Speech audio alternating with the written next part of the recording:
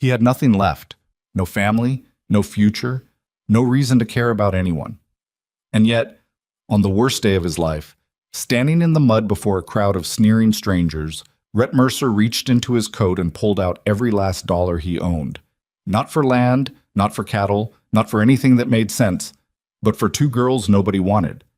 The crowd laughed. They always laugh at the wrong man. But the frontier has a way of proving fools right and making the rest of the world eat its words. This is that story. If you're watching till the end, hit that like button right now. Drop your city in the comments. I want to see how far this story travels. And make sure you're following so you never miss what comes next. The auction started at 10 in the morning, but the smell of it hit Rhett Mercer long before he reached the yard. Sweat and livestock and the particular sourness of men who'd been drinking since sunrise. He'd smelled it in a dozen frontier towns before this one, standing in the back of crowds just like this, watching the machinery of desperation grind forward with its usual indifference. Cattle changed hands, tools, land parcels, sometimes people. Coldwater Crossing wasn't a large town. It sat in a shallow bowl of prairie, ringed on the north side by a ridge of red rock, and on the south by a muddy river that flooded every spring and poisoned the lower fields. The kind of town that looked, from a distance, like it might amount to something. Up close, it never did. The main street was 2 blocks of weathered storefronts and a livery stable that leaned left so severely that everyone expected it to collapse in the next hard wind. It hadn't yet. People in Coldwater Crossing had learned not to expect the obvious. Rhett came into town on a grulla mare with a patched saddle and a bedroll that had seen better years. He tied her at the post outside the general store, bought a tin of tobacco he didn't particularly need, and stood on the porch watching the crowd gather in the yard behind the feed warehouse. He had no intention of buying anything. He had $43 to his name, the remainder of what he'd made driving cattle north from the Sulphur Creek Valley. And he needed most of it to see him through winter. The plan, such as it was, amounted to finding a spread willing to take on a hired hand through the cold months. Work enough to stake the spring. Go somewhere quieter after that. Somewhere people didn't ask questions. He'd been carrying that plan for almost 2 years, ever since Denton. He didn't think about Denton if he could help it. The crowd pressed tighter as the auctioneer climbed onto an upended crate and cleared his throat with the theatrical importance of a man who considered himself the axis around which commerce rotated. His name was Caldwell, and he wore a tan vest that was too tight across the middle and spoke in a voice loud enough to carry over the wind. "Folks, we've got a fine morning's offerings today. Mules, a plow rig, 2 sows." Rhett wasn't listening. He was watching a man near the fence argue with a woman over the price of a spinning wheel, and thinking that the woman was going to win, and that the man didn't know it yet. There was a particular kind of stubbornness in the set of a jaw that telegraphed the outcome of an argument before it finished. Rhett had gotten good at reading people that way. It was the kind of skill you developed when you stopped trusting them. Then the auctioneer said something that shifted the crowd's energy, and Rhett looked up. 2 girls had appeared at the edge of the platform. Not brought forward exactly, more like steered by a man in a gray coat who kept his hand at the back of the elder one's shoulder, with the casual authority of someone who'd done this before. The older girl had dark hair and eyes that were scanning the crowd with an expression Rhett recognized immediately, because he'd seen it in his own reflection a time or two. Not fear. Something harder. Calculation. She was taking stock of every face out there, measuring them the same way they were measuring her. The younger one stood slightly behind her, small, thin, with the kind of stillness that children usually don't have, unless something has happened to teach them that stillness is safer. She wasn't looking at the crowd at all. She was watching a crow that had settled on the top of the fence post 10 feet away, and she watched it with such complete attention that the bird seemed to notice and stayed longer than crows usually do. Tessa Hale, 19 years, able-bodied, experienced in household work and field labor, Caldwell announced, and her sister Lydia Hale, 11 years, same. Someone in the crowd made a comment Rhett didn't catch, but several men laughed. The older girl, Tessa, heard it. Her jaw tightened. She didn't look for the source of it, didn't acknowledge it, just absorbed it the way someone absorbs a blow they've trained themselves to take without flinching. "Now these 2 come as a pair," Caldwell continued. Town's been carrying their board since the Hale homestead went under in August. Indenture terms are standard. Buyer takes both, minimum 3-year agreement, county oversees conditions. What happened to their parents? A woman in the crowd asked. Caldwell glanced at the man in the gray coat, who said nothing useful, so Caldwell pressed on. Father passed in the spring. Illness, mother prior to that. They've been housed at the Garvey widow's place these past months. You mean the shed behind it, someone else said, and this time the laugh was different, flatter, more uncomfortable. Tessa's head turned toward the voice, just slightly, just enough that Rhett saw her locate the speaker and hold him in her gaze for exactly 3 seconds before looking away. There was nothing theatrical about it. She wasn't performing anger or grief for the crowd. She was simply noting who had said it, the way you note the position of something you intend to deal with later. Rhett found himself leaning against the fence post with his arms crossed, no longer thinking about the woman and the spinning wheel. Bidding opened slow. $40? $50. A rancher named Pollard, who smelled like he'd slept in his own stock pen, raised it to $60 with the bored expression of a man adding to a grocery list. A woman beside him, wife, presumably, said something to him in a low voice, and Pollard shrugged and didn't bid again. The numbers stalled around 75. 75 going once. 100. The voice belonged to a man at the front Rhett hadn't paid much attention to. Dusk Harlan. Rhett had heard the name in the livery stable that morning, heard enough to understand the shape of the man's reputation. He ran a crew of 7, owned the largest spread of grazing land east of the river, and conducted himself in the manner of someone who'd never been told no by anyone he considered worth arguing with. Harlan wasn't looking at Tessa. He was looking at the crowd the way a man looks at a room to check who's watching him make a purchase. 105, someone countered, but weakly. 120, Harlan said, still without looking at the platform. The counter bidder went quiet. 120 going once. Rhett didn't make a decision. That was the honest truth of it, then and afterward. There was no moment of deliberation where he weighed the cost against the outcome and found a justification. Something happened faster than thinking, some machinery more animal than rational, and his hand went up and his mouth opened. 143. Caldwell blinked at him. The crowd turned. Harlan turned. Rhett had not moved from the fence post.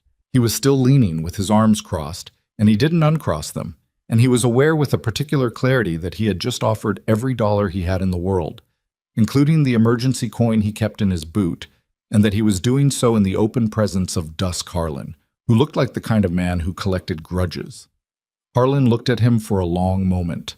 The look contained the full measure of the assessment. Who this stranger was, what he was worth, how much trouble he was likely to be. It was not a short look. 150, Harlan said. Rhett said nothing. The crowd waited. Harlan added, without volume, just carrying, "You're out of your depth, friend." "I'm not your friend," Rhett said, same even tone. Not raised, not sharpened into anything dramatic, just a statement of fact. Harlan's expression didn't change, but something behind it did. He turned back toward the auctioneer. 150, final. Caldwell opened his mouth, and Rhett said, "I've got land." Which was not entirely true. He had a deed to 40 acres of scrub and rock out on the eastern edge of the territory that a dead man had handed him in lieu of a debt that would otherwise never be paid. Rhett had never seen the land. He didn't know what condition the property was in, whether the deed was even properly recorded, or whether 40 acres of eastern territory was worth anything to anyone. He knew what was written on the paper, and that was all. "Land?" Caldwell said. 40 acres, deeded, East Territory, recorded at Sulphur Creek. The crowd's murmur had a different quality now, part amusement, part genuine curiosity, with an undercurrent of the particular excitement that comes when something unexpected happens at a public event and everyone gets to watch. Harlan studied him again. "I don't want your rocks," he said finally. "Then stop bidding." There was a beat of silence. Rhett became aware of Tessa looking at him from the platform, the direct cataloging kind of attention. He didn't look back at her. Harlan let out a breath through his nose and said something to the man beside him, who laughed. Then he stepped back and waved a dismissive hand at Caldwell, who took it as withdrawal. 143 cash and deed of 40 Eastern acres. Going once, going twice, sold. The laughter started almost immediately. Rhett heard pieces of it as he pushed through the crowd toward Caldwell's table. Man just bought himself 2 more mouths to feed. East Territory. That land's nothing but hardpan and rattlesnakes. Dumbest purchase I've seen in 15 years of auctions. He counted out the cash on Caldwell's table without responding to any of it. $43. He pulled the coin from his boot and set that down too. Then he produced the folded deed from the inner pocket of his coat and placed it beside the money. Caldwell signed the transfer papers with the practiced speed of a man who'd signed hundreds. You understand the terms? County oversight for the indenture period. You're responsible for the welfare of both. I understand, Rhett said. He turned around. The crowd had partially dispersed now that the entertainment was concluded, but enough remained to form a loose semicircle of the frankly curious.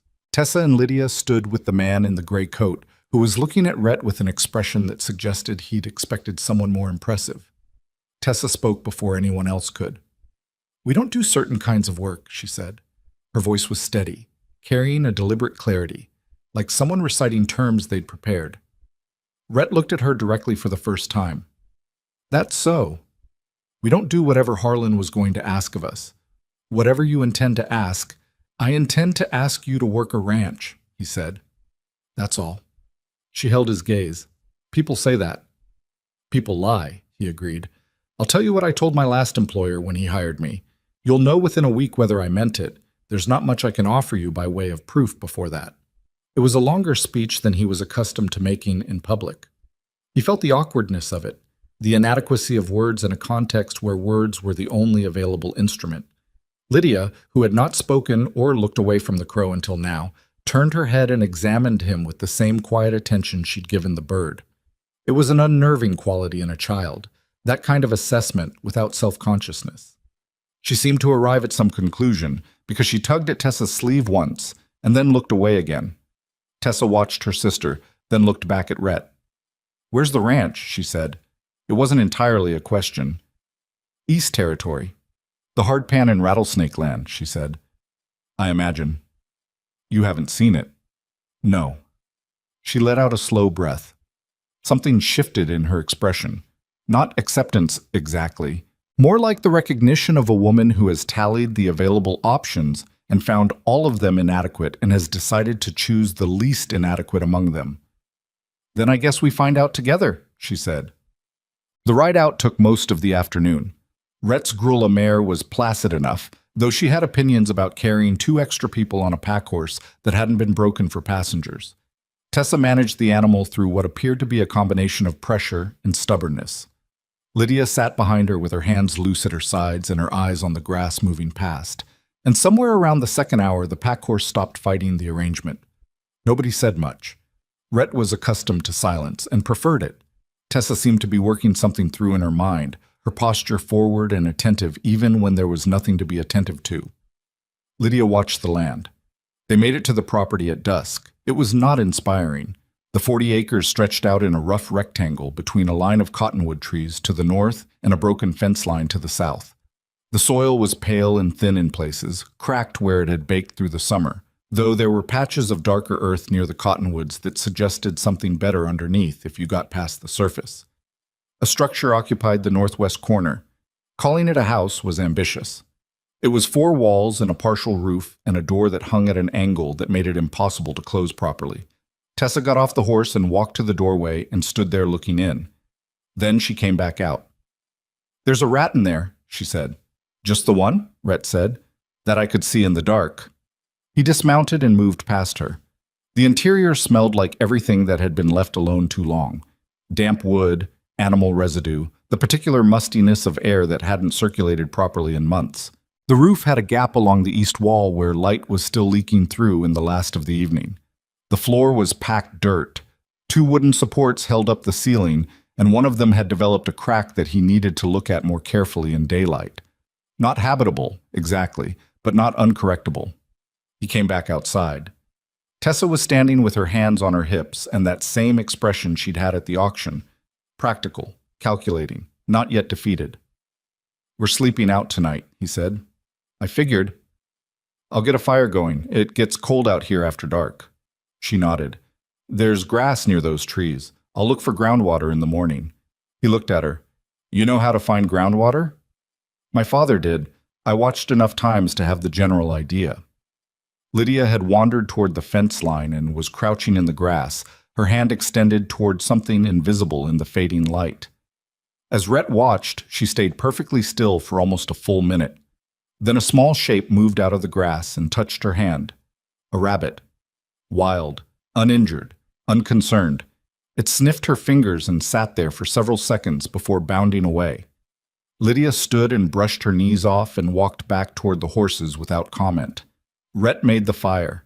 He had flour and salt and a strip of dried meat in his pack, which he divided into 3 portions without ceremony. They ate in near silence beside the fire, the prairie dark and enormous around them, the cottonwoods moving in a light wind that came down from the north with a first edge of cold in it. Why did you do it? He looked up. Tessa was watching him across the fire, her tin cup held in both hands. Do what? Buy us. You didn't want to. Anyone looking at you could see that. You weren't planning it. She paused. Harlan was going to win that bid. Rhett poked the fire with a stick. A log shifted and sent up a brief column of sparks. I don't know, he said. It wasn't the answer she was looking for, and they both knew it, and he wasn't sure he had a better one. He'd been turning it over himself for the past 4 hours. Something about the way Tessa had found the speaker in the crowd and held him with her eyes for those 3 seconds. Something about Lydia and the crow. Something about Harlan's face when he'd said the word friend. None of it amounted to a reason a sensible person would respect. You spent everything you had, Tessa said. Yes. For strangers. Yes. She looked at him for another long moment, reading something in his face that he wasn't certain was there to be read. Then she looked down at her cup. You have a plan? She said. Some of one. That's not reassuring. No, he agreed. It isn't. The fire crackled. Somewhere in the darkness, an owl announced itself twice and then went quiet. Lydia had lain down on her bedroll with her eyes open, watching the stars with the same unhurried attention she gave everything else. And after a while her breathing slowed and she was asleep. Tessa stayed up another hour. When she finally lay down, she said without turning toward him, If this turns into something else, if you turn out to be something different than what you said, then you walk, he said. Both of you, and I won't stop you. Silence. All right, she said. Rhett fed another branch into the fire and sat back on his heels and looked out at the dark prairie. The stars were the kind of thick and close you only got far from towns. The land was flat and empty and cracked in places, and the shack behind him had a rat in it and a roof with a gap and a door that didn't close.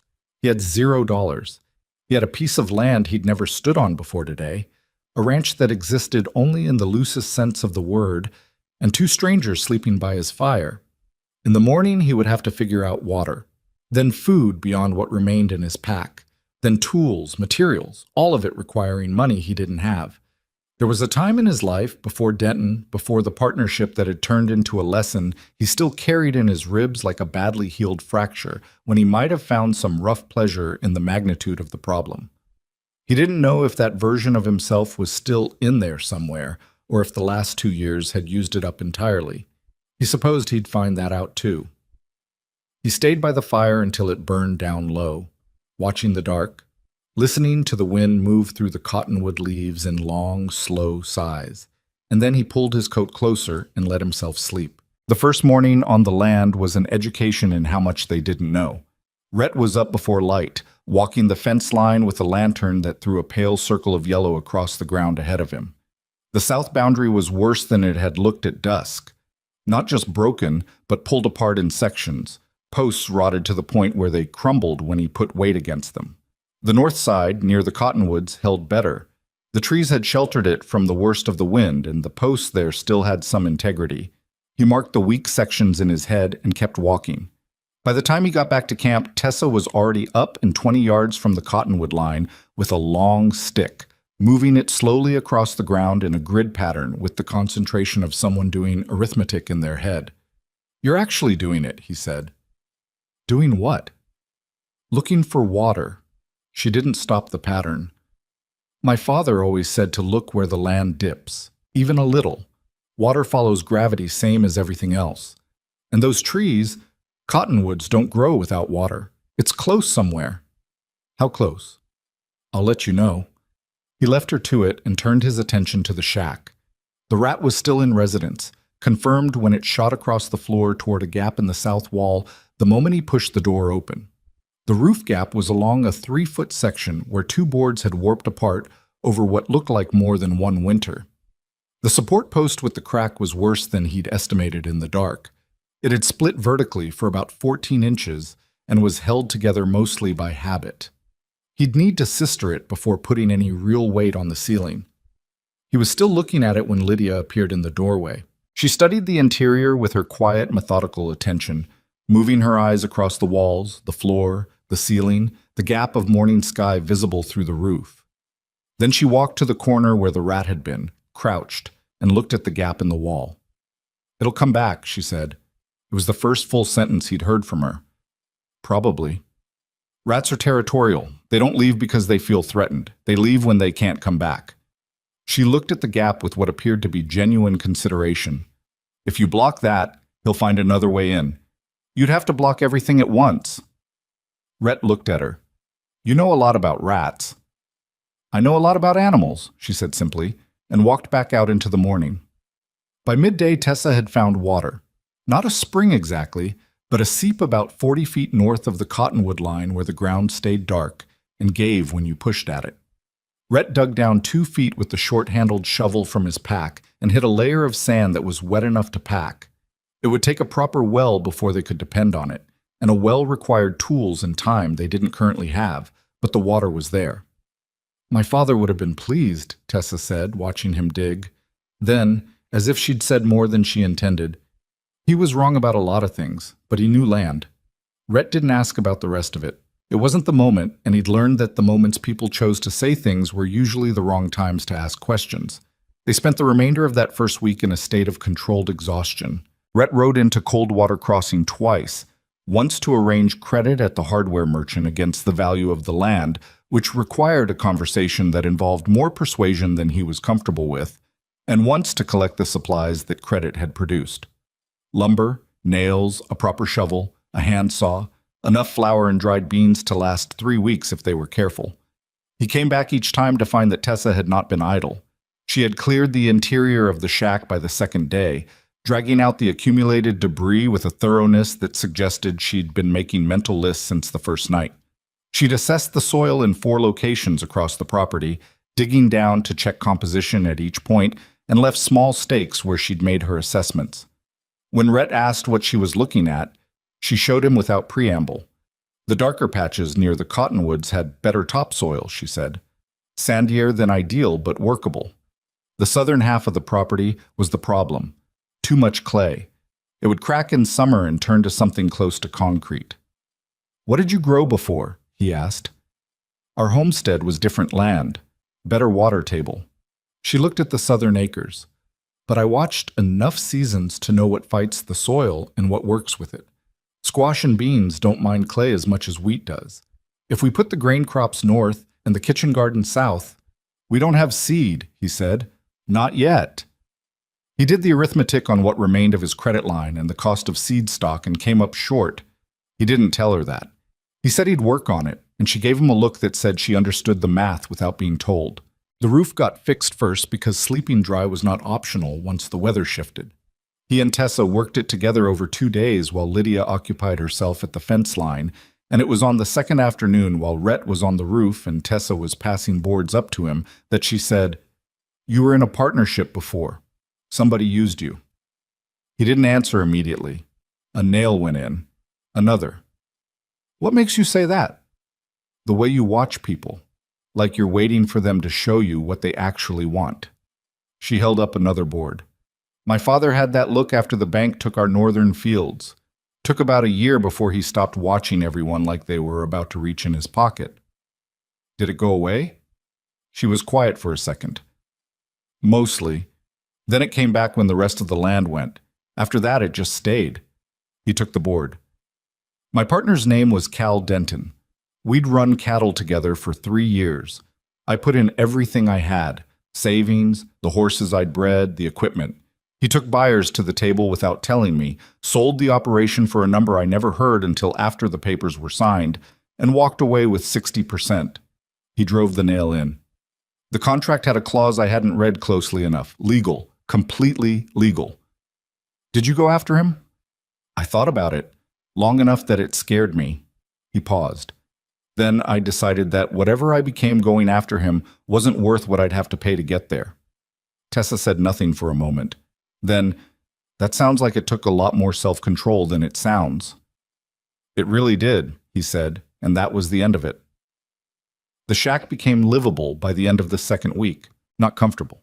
The floor was still dirt, the door still required lifting slightly to close, and the single window on the west wall had no glass, only a piece of oiled cloth that let in light and kept out most of the wind. But the roof no longer leaked, and the cracked support post had been sistered with a new length of timber, and the rat, following Lydia's theory, had been discouraged from returning by the systematic blocking of every gap in the south wall simultaneously, which required an entire afternoon and produced in Lydia an expression of quiet satisfaction. What happened with the horses started almost by accident. There was a small band of Mustangs that ran the eastern edge of the territory, 5 of them, a stallion and 4 mares, that the neighboring ranchers had been trying to capture and run off for the better part of 2 seasons. Wild horses competed with cattle for grazing, and nobody in Coldwater Crossing had managed to get close enough to do anything about this particular group. They were skittish and fast, and the stallion had a temper that had left a man named Purdy with a broken forearm the previous spring. Lydia found them on a Thursday in the 3rd week when she'd wandered farther east than she was supposed to. She came back at dusk, later than Rhett was comfortable with, and when he met her at the fence line with a short sentence about the distance she'd covered, she looked at him with that focused attention and said, "There are horses about 2 miles east, 5 of them. The stallion has a wire cut on his left foreleg. It's not infected, but it will be." "How close did you get?" "Close enough to see the cut," which, with a Mustang stallion, should not have been possible. Rhett looked at her for a long moment. "What did you do?" "I just sat down," she said, "in the grass, and waited. They came to look at me eventually." He told her to stay away from them. She agreed in the tone of someone who intended to continue doing exactly what she'd been doing, and he knew it, and they both accepted the fiction. By the 5th week, she had fed the lead mare from her hand. Tessa watched all of this with an expression that moved between disbelief and something approaching awe. "She's always done this," she told Rhett one evening, "since she was small. Animals just don't treat her like they treat everyone else." "Does it worry you?" "The horses worry me. The stallion, he lets her near him?" Tessa looked at him. "He follows her." Rhett went east the next morning and watched from a rise, far enough back to avoid changing anything. Lydia was in the grass below, walking at the slow, directionless pace of someone who was not going anywhere in particular, and the 5 Mustangs were moving with her, not herded, not driven, just present, keeping about 30 feet of space that narrowed or widened with some intuition Rhett could not parse. He sat on that rise for a long time. The land was beginning to show the results of work. The north section had been turned and seeded, the seed purchased at a cost that had required Rhett to take a week's labor with a logging crew 20 miles south, work he hadn't mentioned to Tessa until he got back, which produced a brief and pointed argument about the difference between necessary decisions and ones that should be made together. He'd acknowledged she was right without much grace about it, and she'd moved on with the brisk efficiency of someone who didn't have time for grudges even when they were warranted. The kitchen garden in the south was a rougher enterprise. The clay soil fought every tool and baked hard between waterings, and their water supply, even with the well they dug in the 4th week, was careful work. But squash plants had taken hold in 2 rows with the stubborn tenacity of things that had decided to survive regardless of conditions, and there were bean plants putting out runners along the south fence. And Tessa spent an hour each morning working the beds with a focus that belonged to someone who understood that what went into the ground now was what stood between them and a hungry winter. They were not comfortable, they were not secure, but they were building, and building has its own momentum once it starts. The trouble arrived on a Wednesday, 6 weeks after the auction, in the form of a rider. Rhett was splitting fence posts near the south boundary when he heard the horse and looked up.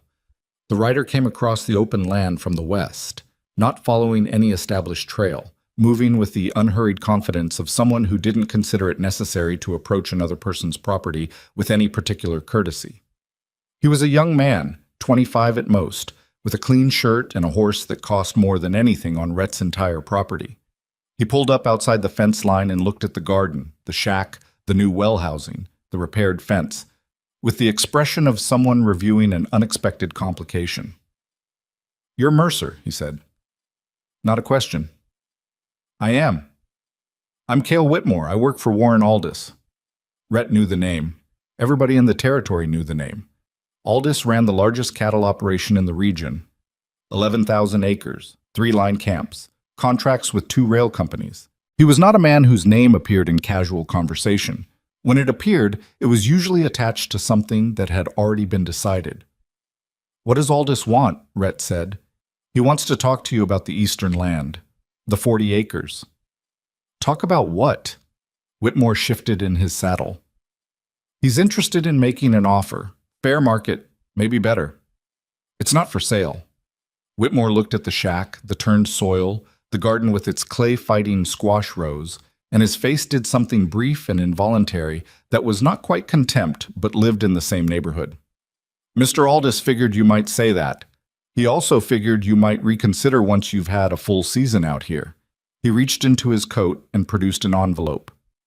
"He asked me to leave this. His offer, in writing. No pressure." Rhett looked at the envelope but didn't move toward the fence to take it. "Leave it on the post," he said. Whitmore placed it on the fence post with the careful neutrality of someone filing a document. Then he turned his horse and rode back the way he'd come, still unhurried. Tessa came out of the shack when the rider was 100 yards off. She'd been listening from the doorway. She looked at the envelope on the fence post. "Who's Aldis?" she said. "Cattle baron. East side of the territory mostly, but his grazing reaches north." Rhett picked up the envelope, didn't open it. "He's been buying up small homesteads for 3 years. Some sell. Some don't come to the decision entirely on their own." Tessa was quiet for a moment. "What does that mean?" "It means some of them had things happen to their property before they decided to sell." He set the envelope on the fence rail. "I'm not going to panic about one visit, but we need to be clear-eyed about what it might mean if this continues." She took the envelope, opened it, read what was inside. Her expression didn't change much, but something in her posture did. A tightening. The number written on the letter was low, lower than what the land was worth with a working well and turned soil, and the tone of it was the particular tone of an offer written by someone who expected the recipient to feel grateful. "He thinks we're desperate," she said.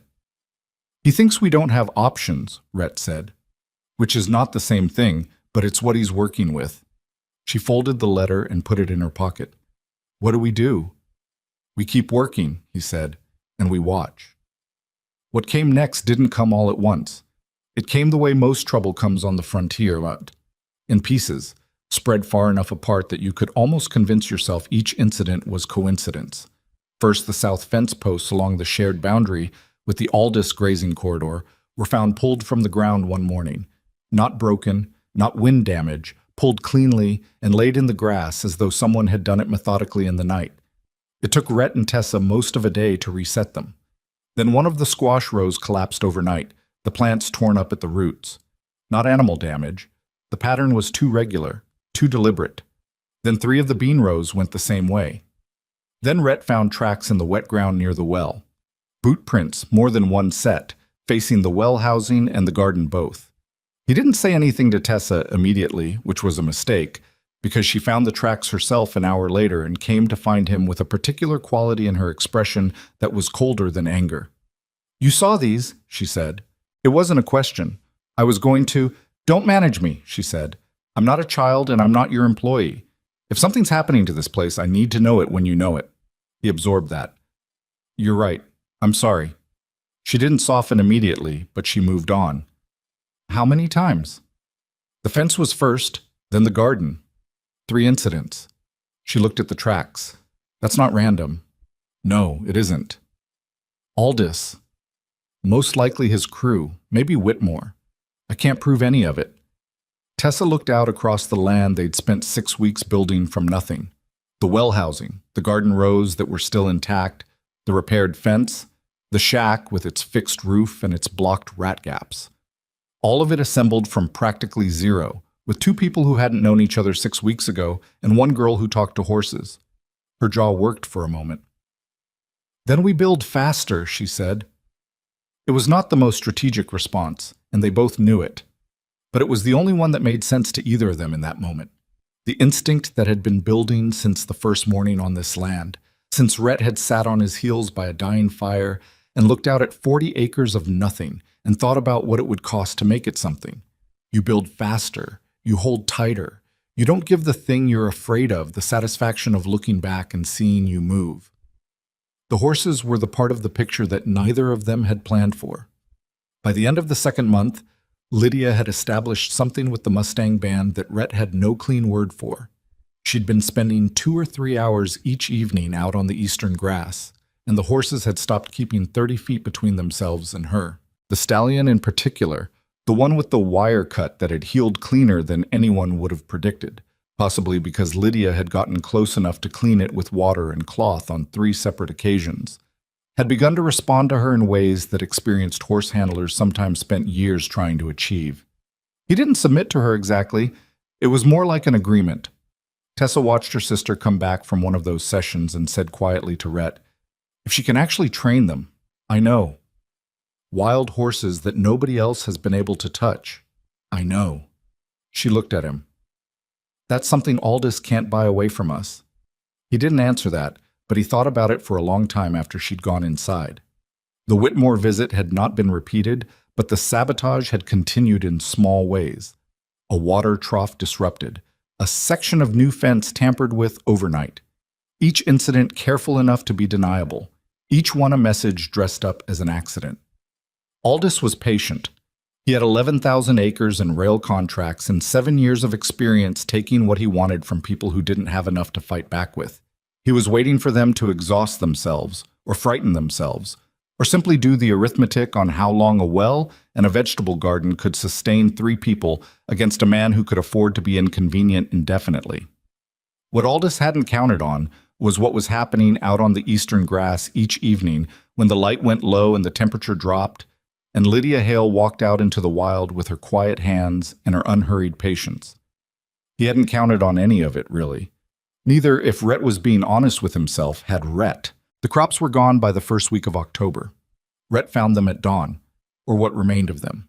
The north section, where the grain had been coming in with the kind of slow, grudging progress that felt like a personal argument between the seed and the soil, had been driven through overnight by horses. Not wild horses. Shod horses, 4 or 5 of them, moving back and forth across the rows in the dark, with enough passes to churn the young plants into the ground completely. The bean rows along the south fence were gone too, the wire pulled down again, and the plants themselves dragged out and left in a heap at the edge of the property line, like a deliberate punctuation mark.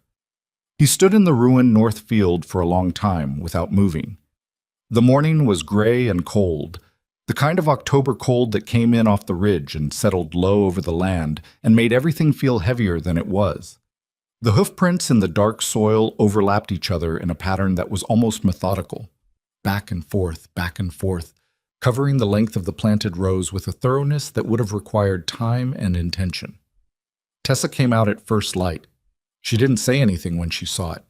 She walked the north section slowly, the same way she'd walked it when she was planting, and Rhett watched her stop at the far end and stand with her back to him for almost a full minute. When she turned around, her face was careful and contained in the way of someone who has decided that a visible reaction would cost more than they're willing to spend. "How many horses?" she said. 4, maybe 5. Shod. Aldous. "Yes." She came back toward him across the ruined ground, stepping over the churned rows. "The squash?" "Whatever was left in the south. Gone." She stopped in front of him. The careful expression held, but something behind it was working. "We can't replant, not with winter coming. There's nothing that will mature before the frost. She looked at him. We're going to run short on food by January, maybe sooner. I know. The well is still good, the structure's intact, but without the harvest. I know, Tessa. She pressed her lips together, looked at the field, looked at him again. What do we do? It was the same question she'd asked him after Whitmore's visit, and he hadn't had a fully satisfying answer then either. But something had been forming in the back of his mind for the past several weeks. Not a plan exactly, more like a set of pieces that he'd been trying to figure out how to arrange. The destruction of the crops made the question urgent in a way it hadn't been before. There's a livestock competition, he said. Ridgeline Fair, second week of November, over in Hatcher's Crossing. She looked at him. I know about Ridgeline. Every rancher in the territory goes. Prize money for the horse categories. Best working horse, best trained, best untouched. There's a class for horses taken from wild stock and brought to competition standard in a single season. The purse for that class is $240. Tessa was very still. You're talking about Lydia's horses. I'm talking about the best horse from Lydia's horses. The stallion. He's not tame. He's not tame the way most horses aren't tame, Rhett said. What he is with Lydia is something different. She turned and looked east, reflexively, toward the grass where Lydia spent her evenings. The horizon was pale and featureless in the early light. She's 12 years old, Tessa said. She's 11. She's a child. She's the only person in this territory who can walk up to that stallion and put a hand on him without getting kicked into next week. He kept his voice even. I'm not asking her to do something dangerous. I'm asking if you think she can do what she's been doing in front of people. Tessa didn't answer immediately. She was doing the things she did when she was working through something honestly, not performing consideration, actually doing it, going through the picture from every angle. She'd have to register, she said finally. There'd be judges, crowd noise, strange horses. Yes, that stallion has never been in a crowd. No. If he spooks, she could get hurt. She could, he agreed, which is why I'm asking you, not deciding it myself. That landed differently than he expected. She looked at him with a brief, almost surprised expression, as if she hadn't anticipated him putting it in her hands. Then she looked east again. I'll talk to her, Tessa said. Lydia's response, when Tessa laid it out that evening by the fire, was to listen to all of it without interruption and then say, He'll be all right in a crowd if I'm with him. He doesn't trust the noise. He trusts me. You don't know that for certain, Tessa said. I know him. Lydia looked at her hands. He's been in worse things than a crowd. When we found him, he had a wire cut on his leg and the whole band was running from something. Whatever he came from was worse than a fairground. She paused. I can do it. Tessa looked at Rhett. He said nothing. All right, Tessa said at last. But I need you to promise me something. Lydia looked up. If at any point he feels wrong to you, if you feel him change, you get clear. You don't try to hold him. You let go and you get away from him. Promise me that. I promise, Lydia said. It was said with the simple directness of someone who meant it, and Tessa accepted it the same way. And that was the end of that part of the conversation. But that wasn't the full plan, and Rhett knew it because $240 solved the food problem and perhaps the winter, and nothing beyond that. It didn't solve Aldous. He was still working that part when Tessa came to find him the next morning. She'd been in Coldwater Crossing the previous afternoon, and she laid what she'd gathered on the table with the organized efficiency of someone who'd been collecting pieces without knowing what she was building toward. You know the Aldous land grab started 3 years ago, she said. 7 homesteads in the Eastern Territory. 5 of them sold. 2 of them, she paused, had accidents before they sold. Fence fires. A well collapse that the county recorded as natural deterioration. Rhett looked at the papers she'd brought. Where did you get these? County Records Office. They're public documents. Anyone can ask for them. She set a finger on one page. This one, the Kessler Homestead, northeast of us, sold to an Aldous holding company for a number that doesn't make sense. The property was worth 3 times what they got, but the sale went through a man named Holt, who operates a land brokerage in Hatcher's Crossing. Same man filed the documentation on 2 of the other properties. Rhett looked at the name. You think Holt is how Aldous covers himself? I think Aldous doesn't do his own paperwork because he doesn't have to. Holt does it. And if those land valuations were falsified, if those families were sold a number that was deliberately wrong, that's fraud. Not just bad dealing, legal fraud. Rhett was quiet for a moment. You've been thinking about this for a while. Since the second time someone pulled up our fence posts, she said. I grew up watching my father lose land because he didn't know what questions to ask or who to ask them to. I decided a long time ago I'd learn enough to ask the right ones. She looked at him steadily. There's going to be a lot of ranchers at Ridgeline Fair, people who lost land, people who sold for less than they should have, people who know each other and talk. You want to bring this to the fair. I want to bring the documents to the fair. Let people see what I found. Let them look at their own transactions against what the county records show and draw their own conclusions. She paused. If 10 people start asking the same questions at the same time, in the same place, in front of everyone, it doesn't prove anything legally, he said. Not immediately, but it makes Aldous visible in a way he hasn't been. He operates because nobody's looking at the whole picture at once. They're each only seeing their own piece. She gathered the papers into a careful stack. I want to show people the whole picture. He looked at her for a long moment. This was the woman who'd stood on a platform at a frontier auction and spent 3 seconds locating the man who'd laughed at her, who'd memorized her father's methods of finding water and tested them alone on the first morning on new land, who'd argued with him about decision-making and been right about it and moved on without gloating. It's a risk, he said. If Aldous finds out what you're doing before you've shown people, he won't find out. If he does, then we're in the same position we're already in, she said. Except we tried something. She held his gaze. We can't just keep repairing fence posts, Rhett.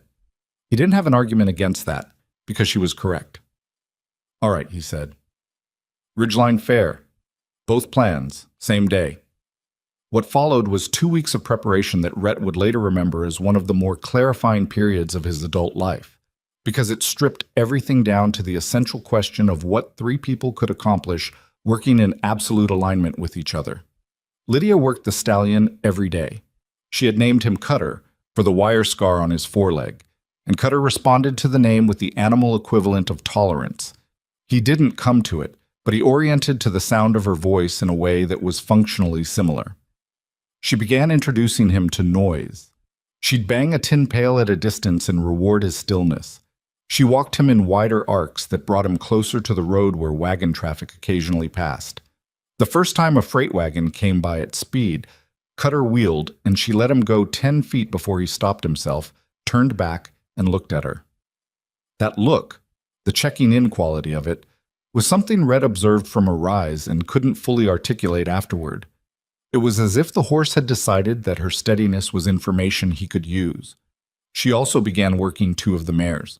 Not for the competition entry was Cutter, but because the mares needed handling too, and because Lydia seemed constitutionally unable to be near an animal that needed something without attending to it. Tessa refined her documents. She went back to the records office twice more and found additional filings that matched her pattern. And she organized everything in a sequence that a person encountering it for the first time could follow without explanation. She was also, quietly, making contact. She didn't announce what she was doing, but Rhett noticed the frequency of her trips to town, and on the 3rd one he went with her and watched her spend 40 minutes in conversation with a woman named Clara Vesper, whose husband had sold their homestead to an Aldous holding company 18 months ago and moved to a rented property south of Coldwater Crossing. He watched Clara Vesper's expression change as Tessa showed her documents. Not dramatically, it was the expression of someone having confirmed what they'd already half suspected, which is a different and quieter thing than surprise. Clara Vesper knew 2 other families. Clara Vesper would make sure they came to Ridgeline Fair. What Aldous was doing in those 2 weeks, Rhett learned about later. The Baron had a man watching the Mercer property. That much became clear from the fact that on the 4th day of their preparations, Whitmore reappeared, not at the fence line this time, but at the front of the shack, riding up without announcement at mid-morning while Tessa was in town and Rhett was working near the well. Whitmore sat his expensive horse and looked at the repaired fence, the well housing, the evidence of activity with the kind of careful attention that wasn't casual. "Mr. Aldous has increased his offer," he said, and named a number that was better than the first letter, but still not what the land was worth with water and worked soil. "No," Rhett said. "He thought you might say that." Whitmore looked at the eastern grass without expression. "He also wanted me to mention that the Ridgeline Fair registration deadline has passed for the livestock competition." Rhett kept his face neutral. "Has it?" "Closed last Friday." Whitmore's tone was the same careful nothing it always was. "Thought you'd want to know." He rode off. Rhett went directly to his coat and pulled out the registration confirmation he'd sent by post 3 weeks ago and received back 10 days later. Entry confirmed for Ridgeline Fair livestock competition, wild stock class, handler L. Hale. He looked at it for a long moment. Aldous knew about the horse, or suspected. He'd tried to cut it off through the registration, which meant either he'd put pressure on the fair organization, or he'd lied to Whitmore about the deadline, or Whitmore had lied to Rhett. In any of those versions, someone had been watching closely enough to know what they were planning. That evening, he told Tessa and Lydia about the visit. Lydia listened with her characteristic stillness. "He's afraid of Cutter," she said. "He's afraid of the money we'd win," Tessa said. "No." Lydia shook her head slowly. "He's afraid of what it means if a wild horse that nobody could touch is standing in front of everyone and I'm the one handling him. He's afraid of what people will think about us after that." She said this without any visible satisfaction in it, just the observational clarity that was simply how her mind worked. "He doesn't want people to see us as worth defending." Rhett and Tessa looked at each other. The girl was right. The morning they left for Ridgeline Fair was cold, the sky hammered flat and pale, the kind of November morning where the frost didn't lift until midday. Rhett drove the wagon with Tessa beside him and Lydia in the back with Cutter on a lead rope. The stallion walking beside the wagon rather than loaded in it, because loading him would have been a fight nobody needed 2 hours before a competition. They were 3 miles out when Rhett heard the horses behind them. He didn't turn immediately. He measured the sound. Multiple animals, moving faster than trail pace, gaining. Then he looked back. 4 riders. He didn't recognize all of them, but he recognized the shape of the situation immediately. The spacing between them, the angle of approach, the fact that they weren't on the road but coming across open ground to intercept. "Tessa," he said. She'd already seen them. Her hand had moved to the side of the wagon bench where he kept a rifle in a scabbard bolted to the boards. "Don't," he said. "Not yet." The riders came up fast and pulled around to block the road ahead. The lead man was someone Rhett had seen at Aldous' fence line before, but never spoken to. Mid-40s, heavy through the shoulders, wearing the expression of a man performing an unpleasant duty he'd been assigned rather than one he'd chosen. "Mercer," he said. "Turn around." Rhett stopped the wagon. Cutter snorted behind him, and he heard Lydia's voice, low and steady, not words exactly, just tone. The particular sound she made that told the stallion the situation was being managed. "On whose authority?" Rhett said. "Mr. Aldous has a concern about the road. Maintenance issue. It's closed." "It's a public road." "It's closed today," Tessa said very quietly to Rhett. 3 hours until the competition opens." He looked at the 4 riders. The man who'd spoken had a rifle across his saddle, not raised, just present. The 2 on the left were younger and trying to look settled and not quite managing it. The one on the far right was older and not trying to look like anything at all, which was the one Rhett was most concerned about. "You're going to let us pass," Rhett said. His voice had the same flat quality it had when he told Harlan at the auction that he wasn't his friend. Not elevated, not sharpened, just precise. "I'm not," the lead man said. "If you put a hand on this wagon," Rhett said, "you'll be doing it in front of 2 witnesses, in daylight, on a public road, on the morning of the largest gathering of ranchers in this territory. And Tessa will know every family name at that fair and which ones have a reason to be interested in what happens here." He paused. "You can ride back and tell Aldous you stopped us, and then you can explain to him what the consequence of that will be when 60 people who already distrust him hear about it this afternoon." The lead man's expression didn't change, but something behind it recalculated. The older rider on the far right said nothing at all. He just turned his horse slowly and walked it off the road into the grass, which was not following orders but was also not standing in the way anymore, which was a different and important thing. The three remaining riders looked at their lead man. He held the position for another 10 seconds. Then he moved his horse to the side of the road. Rhett clicked the team forward and they rolled past without hurrying. He kept his hands easy on the reins and his eyes forward, and he was aware of Tessa doing the same, and of Lydia in the back maintaining her low, steady presence beside Cutter, who had felt the tension in the air and was walking close to the wagon with his neck slightly arched. Not panicking, just alert, the way an animal is alert when it has decided to trust the person beside it rather than its own instincts. Rhett didn't release the breath he'd been holding until they were a quarter-mile clear. "They'll send word ahead," Tessa said. "Yes. Aldous will be at the fair. He's always at Ridgeline. He enters cattle every year." Rhett looked at the road ahead. "We knew he'd be there." "Are you worried?" He thought about it honestly. "Some," he said. "Good," she said. "The times I've stopped being worried are the times I've made my worst decisions." Ridgeline Fair occupied a flat area of ground outside Hatcher's Crossing that transformed twice a year into something approaching a small city. By the time the Mercer wagon arrived, the livestock pens were already filling, and the smell of animals and wood smoke and fry bread hit them from a quarter-mile out. Voices and wagon wheels and the complaint of penned cattle layered over each other into the thick, generative noise of a frontier gathering. Lydia stood up in the wagon bed when they came over the rise and saw all of it. Cutter moved closer to her, his shoulder against the sideboard, and she put her hand on his neck without looking at him. "It's loud," she said. "Yes," Rhett said. "He'll be all right." She said it with the particular conviction of someone who had already decided on the outcome and was working backward from it. They registered at the livestock tent, where the official confirmed their entry with brisk efficiency and a sideways look at Cutter that suggested the man had opinions about wild stock and competition, but was keeping them to himself. The wild stock class was scheduled for 2 o'clock. It was 9:30 in the morning.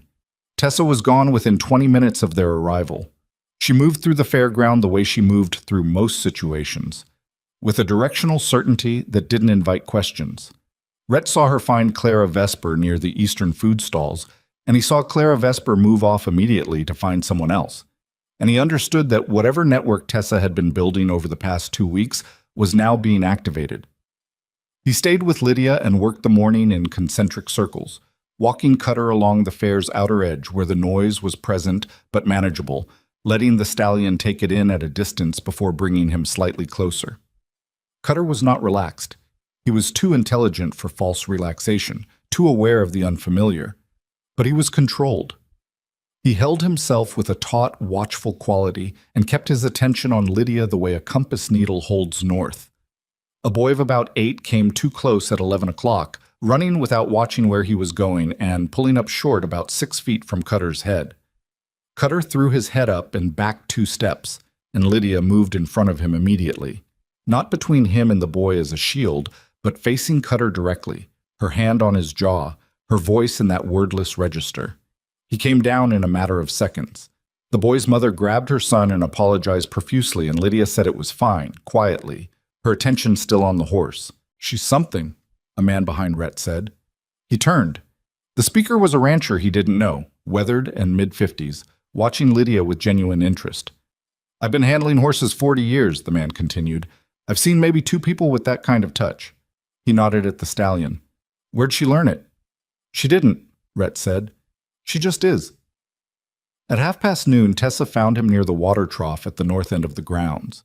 She was carrying her document folder, and her expression had the look of someone who had done more in 3 hours than most people do in a week. 11 families, she said quietly. 3 of them have documents of their own they'd forgotten they kept. Clara's husband has correspondence from Holt that contradicts the official county filing by almost $2,000. Who else? There's a woman named Margaret Oakes whose husband sold to an Aldous holding company last spring. She didn't know about the holding company structure, so she thought she was selling to a private buyer.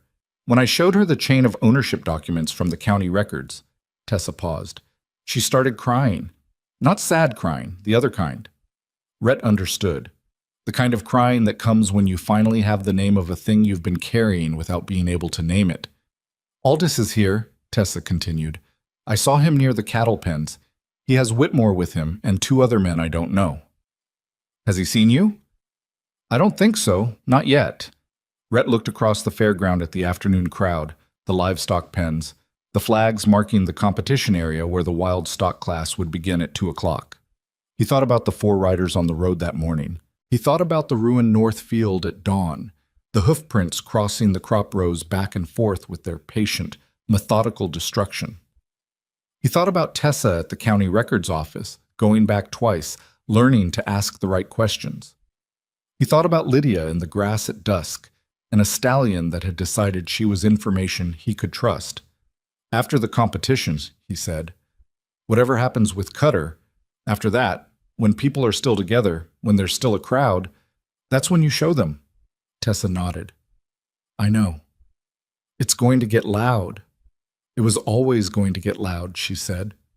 At 5 minutes to 2, Lydia led Cutter into the competition area, and the crowd that had gathered for the wild stock class went quiet in the particular way crowds go quiet when they see something they weren't expecting.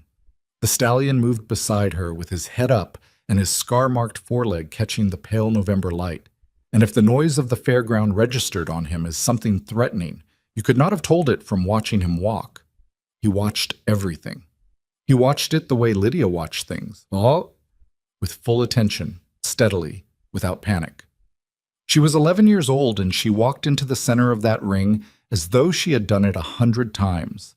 Behind the rail, Rhett stood with his arms folded and watched, and felt something move through him that he didn't have a name for, and was not going to look at too directly, because some things are easier to carry if you don't examine them in the light. Warren Aldous was standing 40 feet away on the other side of the ring. He was watching Lydia and Cutter with an expression that had gone flat, in a way that was different from his usual controlled manner. It was the expression of a man who has executed a plan and is watching it fail in real time, and knows it, and has not yet decided what to do about that knowledge. His eyes moved from the ring to the crowd around it, to the people watching, to the quality of the watching. Not entertainment, something more invested than that, something personal. Then his eyes found Tessa, who was standing near the east rail with her document folder and with Clara Vesper beside her and 2 other people Rhett didn't know. Aldous looked at what Tessa was holding. His expression didn't change, but something did. The competition judge raised his flag, and Lydia took Cutter through his first pass, and the crowd's silence broke open into something that was not quite a cheer but was moving toward one. And beside the east rail, Tessa opened her folder and began to speak to the people around her in a clear, carrying voice. And across the ring, Warren Aldous stood very still in the November cold, and understood that the morning had arrived at a destination he had not planned for. And that was when everything came apart at once. The thing about a crowd that has started paying attention is that it doesn't stop easily. Tessa's voice carried in the cold November air with the clean, unhurried quality of someone who had rehearsed this moment, not in front of a mirror but in the practical theater of her own mind, running through it enough times that the words came out shaped rather than improvised. She wasn't shouting. She didn't need to. The people nearest to her leaned in, and the people behind them leaned in because the people in front had, and within 2 minutes she had a ring of 30 around her that was still growing at the edges. The Kessler property sold for $420, she said, holding up a county record sheet so the people closest could see the number. The county assessment at the time of sale valued it at $1,280. Same assessor, same year. The sale went through a land brokerage run by a man named Edmund Holt. She turned to the next page. The Brower Homestead. Sale price, $310. County assessment, $940. Same brokerage, same broker's signature. A man near the back said, I sold through Holt. Tessa found his face in the crowd. What was your sale price? A pause. $280. Do you know what your property was assessed at by the county that same year? He didn't. But 3 people around him were already looking at each other with the expression of people making rapid and unpleasant calculations. Across the competition ring, Rhett watched all of this in his peripheral vision, while keeping his primary attention on the situation developing in the center of the fairground. Because while Tessa was producing documents and Lydia was working Cutter through his second pass before the judges, Warren Aldous had made a decision. Rhett saw it happen, saw Aldous say something to Whitmore, saw Whitmore move, and the two men with him move, all three of them separating and heading in different directions with the practiced spacing of people executing a plan that had been held in reserve for exactly this kind of contingency. Whitmore was heading toward Tessa. Rhett moved. He didn't run. Running across a fairground draws attention in ways that complicate whatever comes next. He walked fast, cutting between two livestock pens, stepping around a woman with a food basket who said something sharp at his back that he didn't catch. He came up between Whitmore and the edge of Tessa's crowd at roughly the same moment Whitmore reached it. Whitmore looked at him. Something in Whitmore's expression shifted.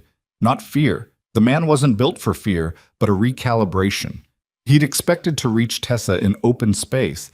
He hadn't expected Rhett. "Move aside," Whitmore said quietly. "No," Rhett said. Same quiet. "This isn't your business. She's on my property agreement. That makes everything she does my business." He looked at Whitmore steadily. "We're standing in the middle of the largest gathering of ranchers in this territory, Cale. What exactly were you planning to do?" Whitmore's jaw tightened. He was a man accustomed to operating in the space between what was technically legal and what was merely understood to be permitted by the presence of Warren Aldous's name behind him. That space didn't exist here in the same way. There were too many people, too many eyes, too many individuals who had just heard Tessa Hale read county assessment records aloud and were now doing arithmetic. He stepped back, not retreat. He positioned himself at the edge of the crowd, watching, his hand resting on his belt with a deliberate casualness that Rhett clocked and kept in his awareness. The second of Aldous's men had gone toward the judge's area. Rhett couldn't track him without losing sight of Whitmore, so he held his position and trusted that what was happening in the competition ring would hold. It held. Lydia brought Cutter through his third pass, and the horse moved with the particular controlled energy of an animal that has agreed to the situation without being broken by it. His head was up, his movement clean, and the scar on his foreleg caught the light in a way that several people in the crowd pointed at and commented on. Because a wire-scarred Mustang moving in voluntary partnership with an 11-year-old girl was a thing that registered on people, that landed in some fundamental place where they kept their notions about what was possible. The judge at the north end of the ring wrote something on his board. Then Aldous himself came through the crowd toward Tessa. Rhett saw him coming from 20 feet out and understood immediately that this was the version of Warren Aldous that didn't send proxies, the version that had built 11,000 acres and rail contracts through the accumulated weight of his own physical presence in rooms where decisions were being made. He was a large man, not heavy but substantial, with the kind of face that had learned to do its work without expression. The crowd around Tessa opened for him automatically, the way crowds open for men who have practiced moving through them with authority. He stopped in front of her. He looked at the papers in her hands. Then he looked at her. "Miss Hale," he said, "I'd like to speak with you privately." "I'm speaking publicly at the moment," she said. "This isn't the place for—" "I think it's exactly the place," she said. She held up the document she'd been showing the crowd. "Mr. Aldous, are you familiar with the Holt Land Brokerage in Hatcher's Crossing?" A silence in the immediate crowd. The particular silence of people who have been waiting, without knowing they were waiting, for a question like this to be asked in a room, or in this case, a fairground, where it had never been asked before. Aldous looked at her. Something moved behind his eyes. "I use various brokerages for land acquisition," he said. "That's standard practice." Edmund Holt handled 7 property sales in the Eastern Territory over 3 years. All 7 sold to holding companies that trace back through county registry records to your operation. She turned the page. In 5 of those 7 cases, the sale price was between 30 and 40% of the county assessment value for that year. The families who sold received significantly less than what the land was legally worth. She paused. "Did you know the assessment values at the time of those purchases?" Aldous looked at the crowd.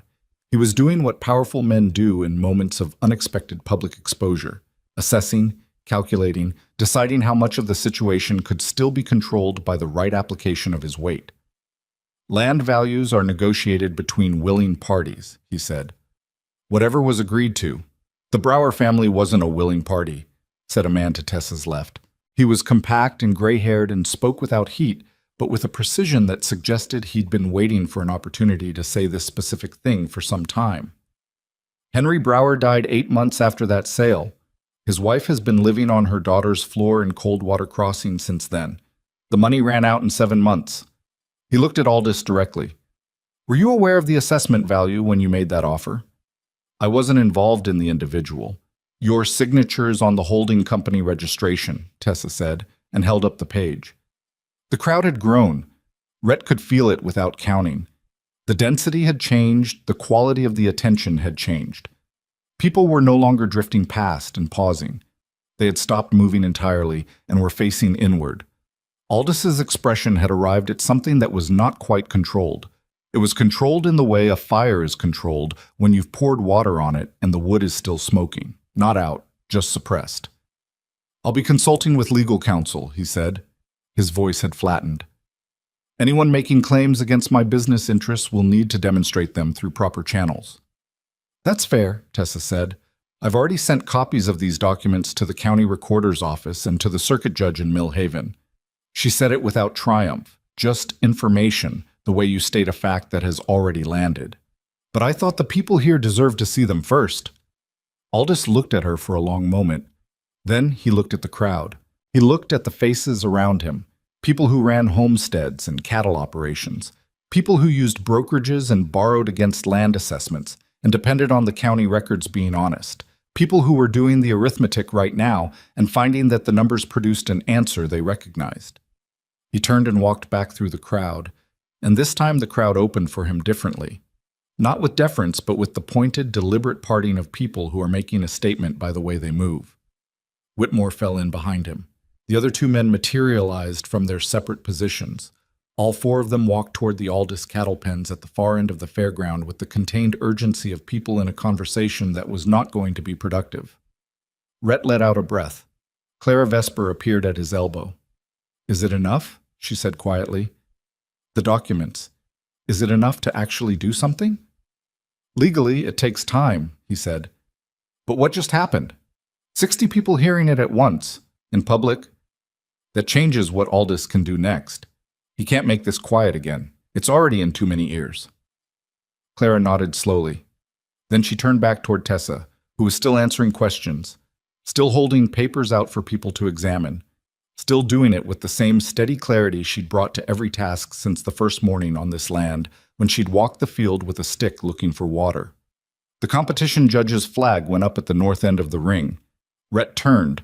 Lydia was standing in the center of the ring with Cutter beside her, and the judge was walking toward her with the measured pace of an official performing a determination that has already been made. He stopped in front of her and said something Rhett couldn't hear from this distance. Then he held up a ribbon, dark blue, the color of the first place category, and the crowd at the ring rail broke into something that was unambiguously a cheer.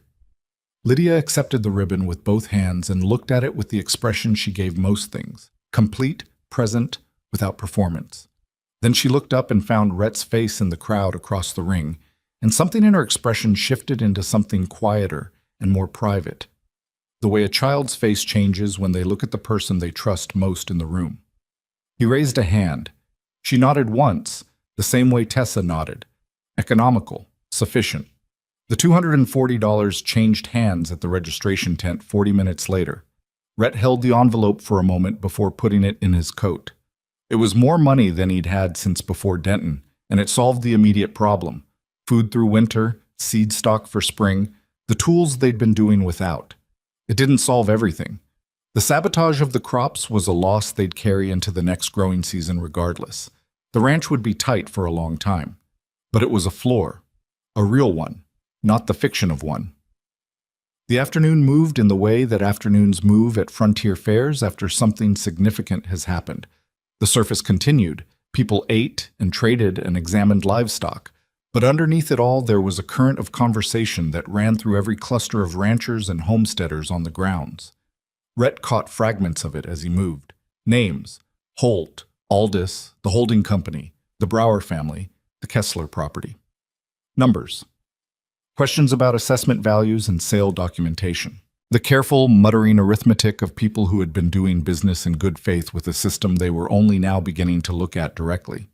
He found Tessa at the food stalls at 3:30, sitting on a bench with her document folder on her knees and a tin cup of coffee going cold in her hand. She looked tired in the specific way of someone who has been performing capability for an extended period and has finally been allowed to stop. He sat beside her, didn't say anything for a moment. "How many people talked to you?" he said. "Lost count after 20. She drank the cold coffee without reacting to the temperature. "There's a man named Garrett who has correspondence from Holt that directly contradicts the county filing. He kept it because something felt wrong at the time and he couldn't say what." She paused. "He said he'd been telling himself for 2 years that he must have misread it."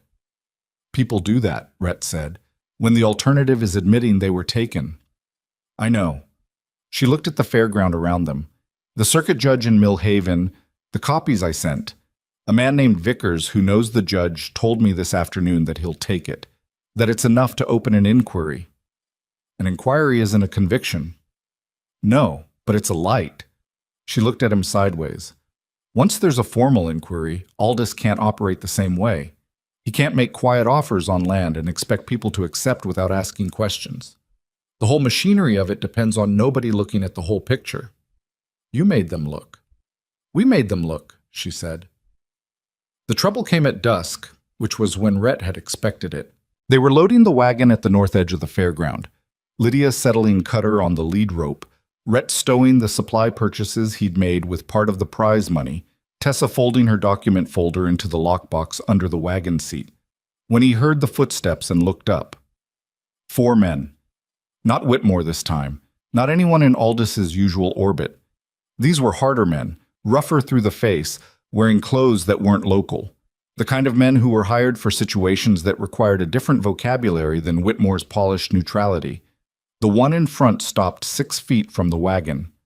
"Mercer, you're coming with us." "Where?" Rhett said. "Mr. Aldis wants a word."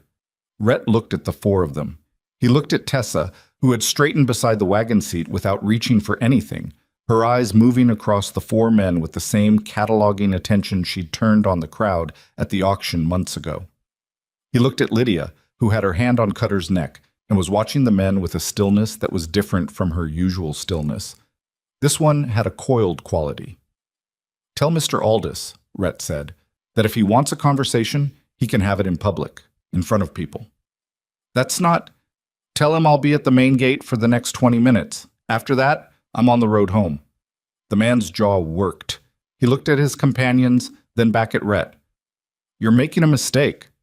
"I've made bigger ones," Rhett said, "and I'm still here." The man held the position for another moment, then turned and walked back into the dimming fairground. The other 3 followed. Tessa released a breath through her nose. "He's not going to come to the main gate." "No," Rhett said, "but they'll need to go back and report, and that buys us time to get on the road." They were moving within 5 minutes. The wagon rolled north under a sky that had gone purple and dark at the edges. The prize money in Rhett's coat, the document copies in the lockbox. Cutter pacing beside the wagon in the steady way he'd adopted since Lydia had asked him to walk rather than run. 3 miles from Hatcher's Crossing, in the same stretch of open road where they'd been blocked that morning, they heard the horses again.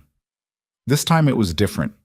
More of them, and coming faster, and from 2 directions at once, ahead from the north and behind from the south, which meant it had been arranged in advance, which meant Aldis had been planning this contingency while the fair was still running. "Lydia," Rhett said. "Into the wagon. Now." She was up and in before he finished the sentence, and Cutter came with her, his lead rope going taut, and Rhett locked the brake and stood up on the wagon bench to see better in the failing light. 6 riders from the north, 3 from the south, 9 total. Not Whitmore, none of Aldis's known crew. These were the men from the fairground, plus others he hadn't seen before. Tessa had the rifle out of the scabbard. "Don't fire unless they fire first," he said. "I wasn't planning to fire at all," she said. "I was planning to make them think about what happens if they do." The North Riders pulled up 40 feet ahead of the wagon. Their leader, a different man from the fairground, older, with the flat professional manner of someone who did this for money rather than loyalty, called out, "We need the document folder, Mercer. Give it over and you go home clean." "The originals are in the county record office," Rhett called back. They've been there since last week. What's in that box is copies. A pause. The man hadn't known that. Rhett could see him reassessing. Give us the copies, he said. No. Then we take them. What happened next was not clean or well organized, because things like this never are.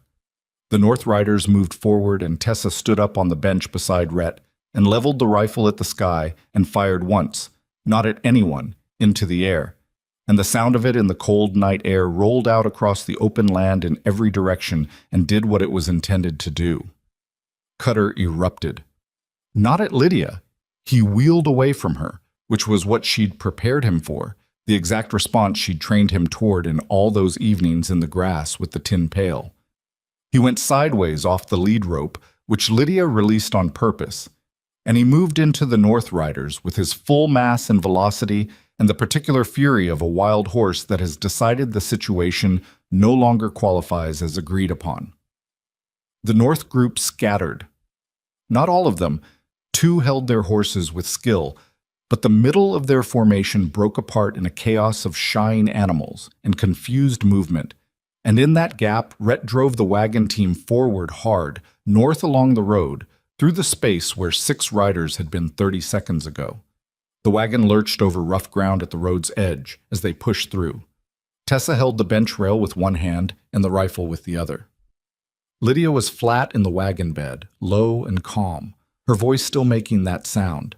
Behind them, they heard the 3 Southern riders coming up fast. One of them gained on the wagon's right side, pulling close, and his hand came out toward the wagon's sideboard. Tessa turned and swung the rifle barrel, not to shoot, to use as an obstacle, putting it in the space between the rider's reaching arm and the wagon, and the rider pulled back to avoid it, and his horse dropped a half stride, and that was enough. Rhett drove them another quarter mile before he slowed. The road behind was empty. The Southern riders had pulled up. The Northern group was visible at a distance, still reorganizing. Cutter was somewhere in the dark off the east side of the road, and Rhett was about to say something about it when Lydia sat up and whistled once, a particular sound, something she'd developed over months in the eastern grass. And after a silence of about 30 seconds, hoofbeats came out of the dark. Cutter appeared at the roadside and fell in beside the wagon as though he'd merely stepped away briefly and was now returning to the expected arrangement. Nobody said anything for a moment. Then Tessa said, "Is everyone in one piece?" "Yes," Lydia said. "Yes," Rhett said. "Good." Tessa set the rifle back in its scabbard. Her hands were not entirely steady, and she knew it, and she pressed them flat against her knees until they settled. "Let's go home." They reached the ranch well after dark, cold and wrung out, and sat by the fire without speaking at any length for the better part of an hour. The prize money went into the lockbox with the remaining document copies. The horses were settled. The shack held its warmth against the November cold with the modest competence of a repaired structure that had been given exactly the care it needed, and no more. Word moved through the territory faster than Rhett expected, which was the nature of things said in front of 60 people at a regional fair. In the weeks that followed, the circuit judge in Millhaven opened a formal inquiry into the land transactions brokered by Edmund Holt.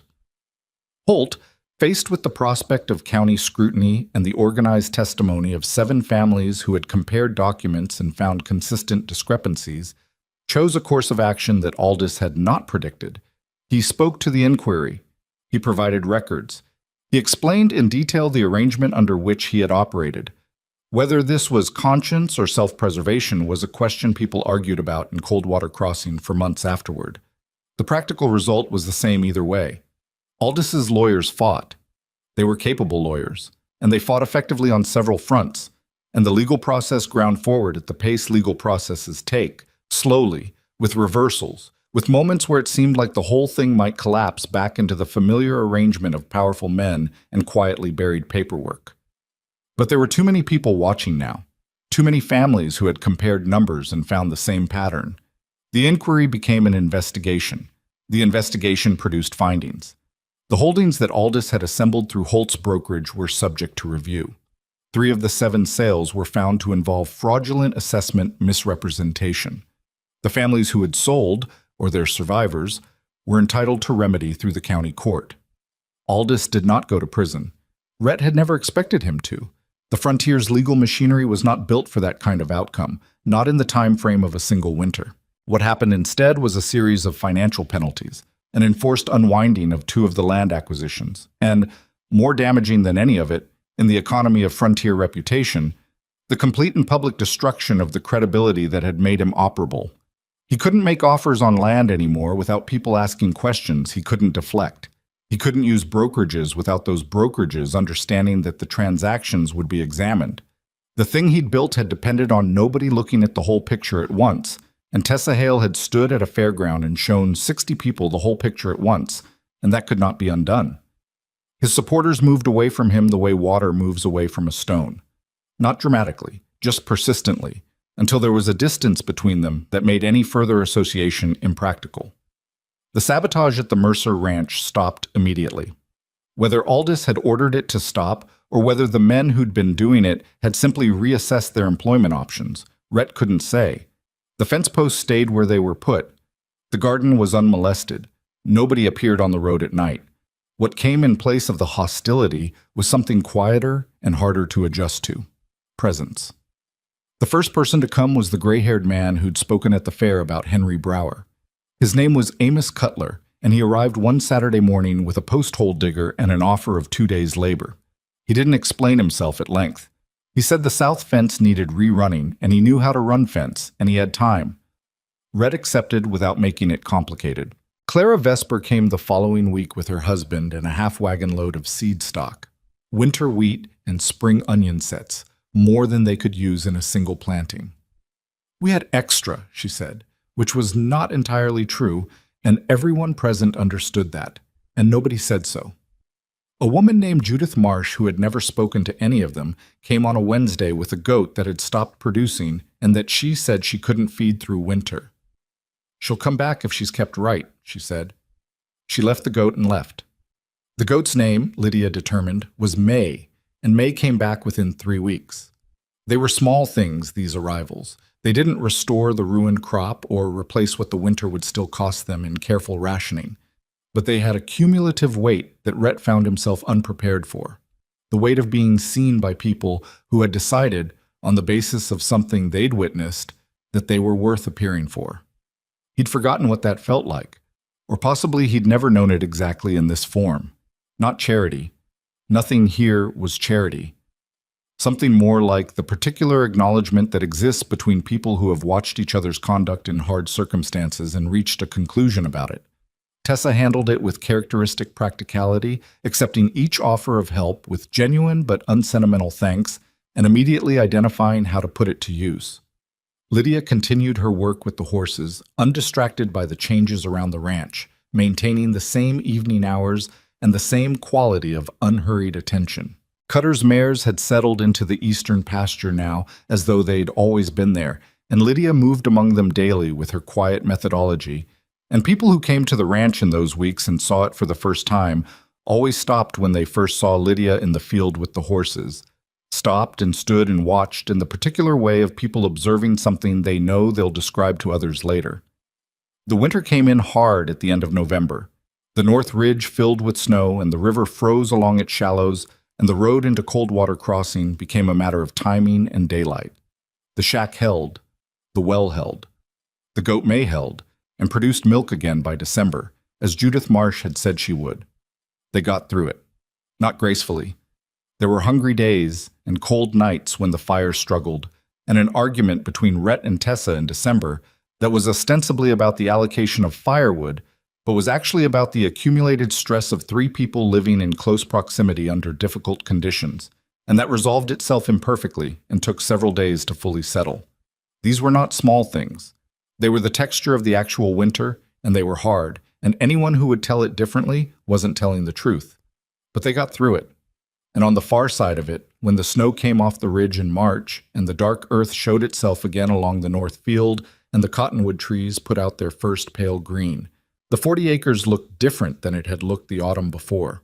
Not transformed, still rough, still thin in places, still carrying the marks of what it had been through, but inhabited, recognizably and durably inhabited, by people who had decided to stay and had done what staying required. That was enough. For now, it was enough. Spring came the way it always came on the Eastern Territory. Not gently, not with any particular announcement, but with a kind of blunt insistence that was difficult to argue with. The snow came off the ridge in sheets one week, and the ground was frozen solid the next. And then one morning in late March, Rhett walked out to the well, and the air had changed in some quality he couldn't name precisely, something in the temperature and the smell of it, and he stood there for a moment with the bucket in his hand and understood that the worst of it was behind them. He didn't say that out loud. The frontier had a way of punishing premature declarations, but the north field that he turned in the first week of April had a different quality than the soil he'd broken the previous spring. A season of worked ground, of water management, of the particular attention that Tessa had given it through the fall before the crops were destroyed. All of that had changed something in the composition of it. It was darker. It held moisture differently. When he put a handful of it to his nose, it smelled the way soil is supposed to smell, of something living rather than something merely inert. Tessa came out at mid-morning and crouched beside the turned row, and took her own handful and turned it in her fingers. She didn't say anything for a moment. "Better," she said. "Better," he agreed. They planted more that spring than the previous year. More variety, more acreage in the north section, a second kitchen garden plot that Tessa had designed over the winter on paper, working out the crop rotation with the same methodical attention she brought to everything. The seed stock from Clara Vesper went in first. The winter wheat that Amos Cutler had helped source came in alongside it. A neighbor to the north, a man named Peterson, who'd watched the Ridgeline Fair proceedings from the edge of the crowd and said nothing at the time, arrived in April with an offer to share a plow team for the heavy turning, which cut their labor time by 2/3. Rhett accepted. He was getting better at accepting things. That was not a small change. It was, in some ways, the largest change of the year, though it happened quietly and without ceremony, the way the real changes tend to happen. The Rhett Mercer, who had leaned against a fence post at a frontier auction 14 months ago, with $43 and no plan had been held together largely by the habit of not needing anyone. That habit had been useful once, maybe necessary, in the aftermath of Denton and the loss of everything he'd built with a man he'd trusted. But habits that keep you alive in one season can quietly starve you in another, and he'd spent enough time watching Tessa work, watching the way she asked for information directly and gave help directly and treated every transaction between people as a thing that could be clean and mutual, that something in his own operating logic had begun to shift. He still wasn't easy. He was still the man who went quiet in groups and watched doorways out of habit and found it difficult to say the simple things. But he was different from what he'd been, and the difference mattered. The horses were the thing that changed everything else. By the second summer, Lydia had 11 horses working the eastern pasture, the original 5 from Cutter's band, 3 additional Mustangs she'd gentled over the winter from a second group that had drifted onto the territory, and 3 more that Peterson had brought to her in April with the admission that they were unworkable by anyone else he'd tried. She was 12 years old and she had a waiting list. That was how Amos Cutler put it, with his usual dry directness, when he came to the ranch one evening and found 3 neighboring ranchers' horses in the east pasture and Lydia moving among them in the low light. "That girl has a waiting list," he said to Rhett, with the tone of someone reporting a civic phenomenon. "I heard Garvey say he's been asking her for 2 months, and she told him she'd get to him when she got to him." "She did say that," Rhett confirmed. Cutler looked at him. "She's 12. "She is. And she told Garvey, Vernon Garvey, who runs 400 head, to wait his turn." "She's got a system," Rhett said. "She won't take more than she can handle at once. She says it's not fair to the horses." Cutler shook his head slowly, not in disapproval, in the manner of a man genuinely revising his picture of something. "What do you charge?" "Ask Tessa. She handles the fees." Tessa had established a fee structure in February with the same clear-eyed practicality she'd brought to the Ridgeline documents, reasonable enough that people didn't balk, specific enough that there was no ambiguity about what was included and what wasn't. The horse work became real income before summer, the first income the ranch had generated beyond subsistence. It didn't make them wealthy. It made them stable in a way that subsistence never fully is, which is a different and more durable thing. The crop harvest that second fall was not remarkable.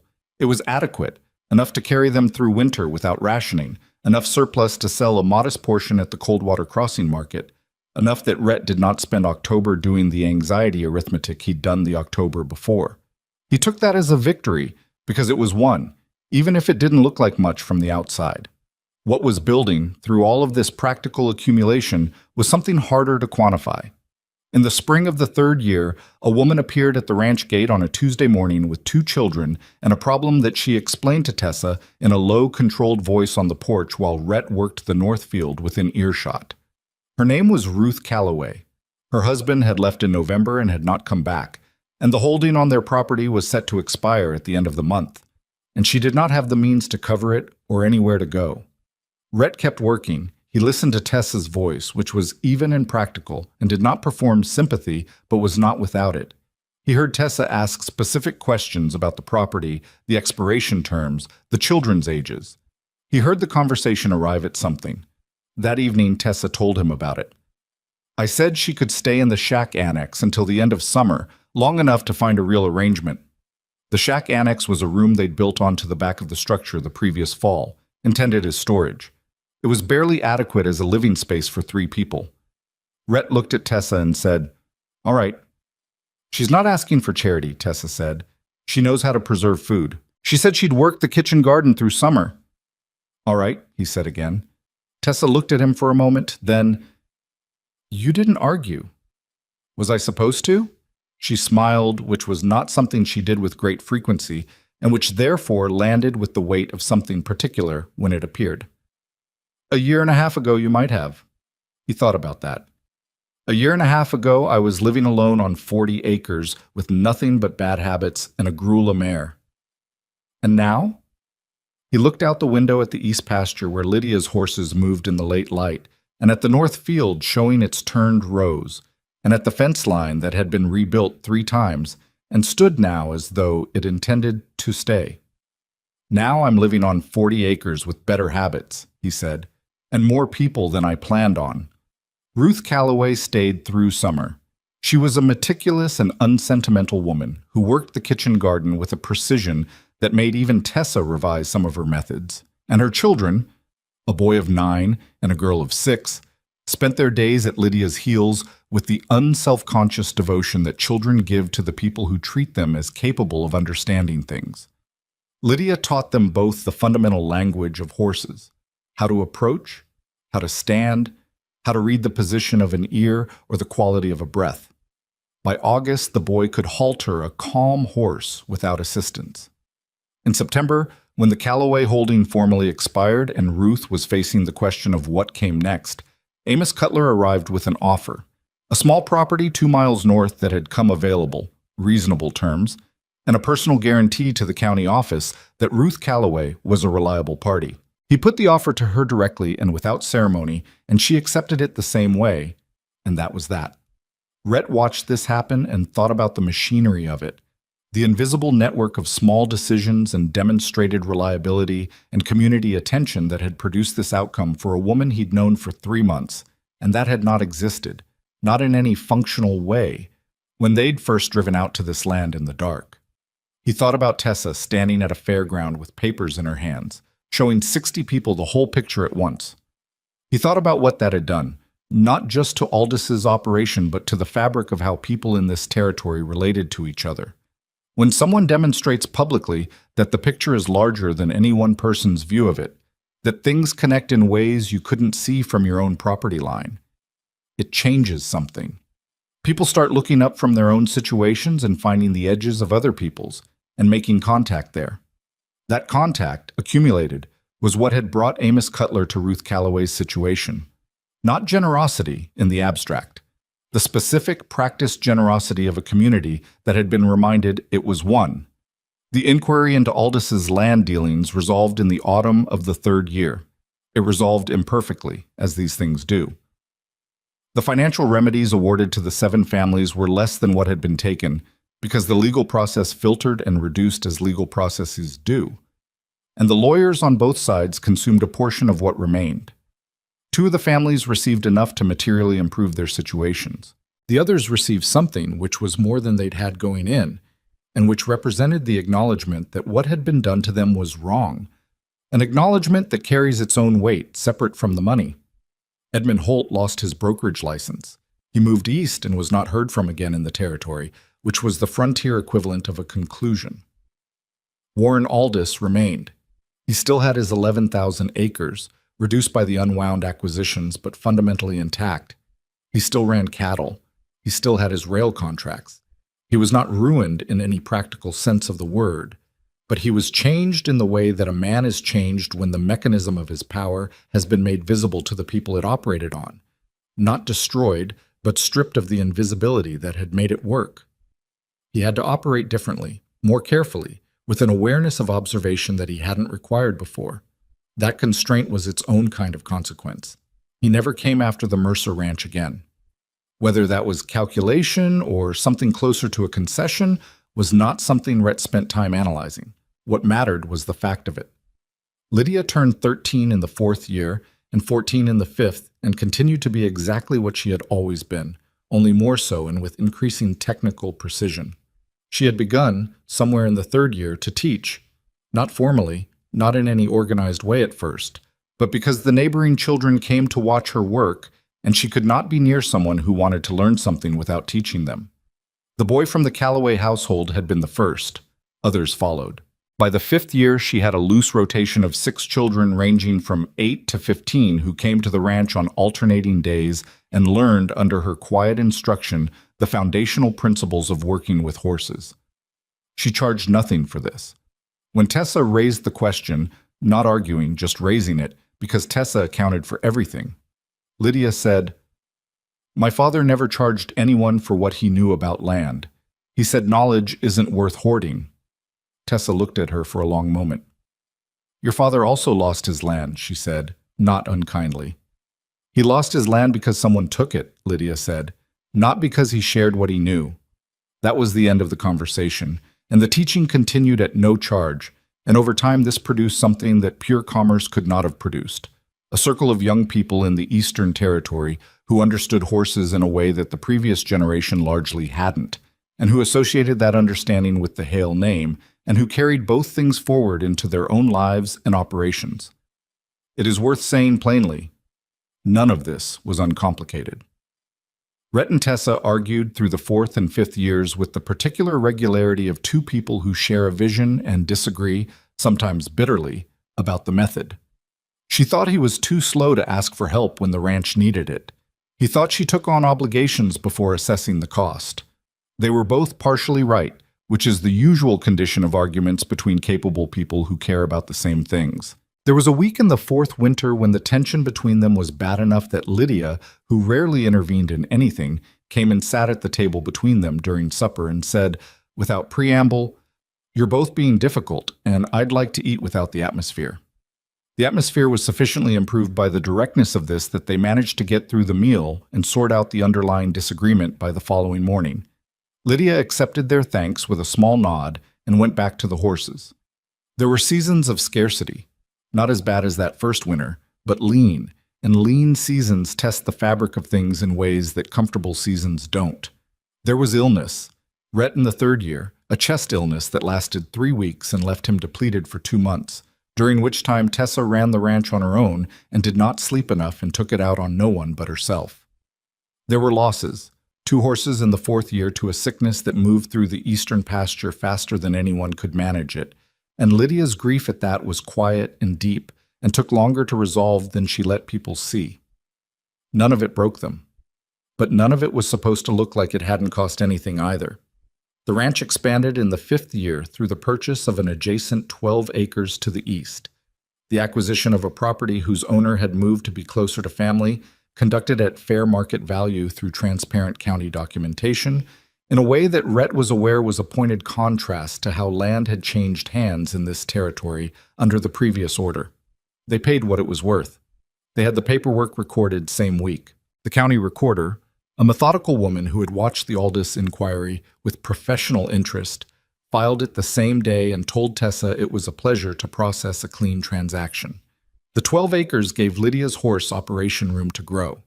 By the end of the 5th year, 20 horses moved through the eastern pasture in various stages of her patient process, and the reputation of the Mercer Hale horses had spread far enough that buyers were coming from outside the immediate territory to look at what she'd produced. She was 15 years old.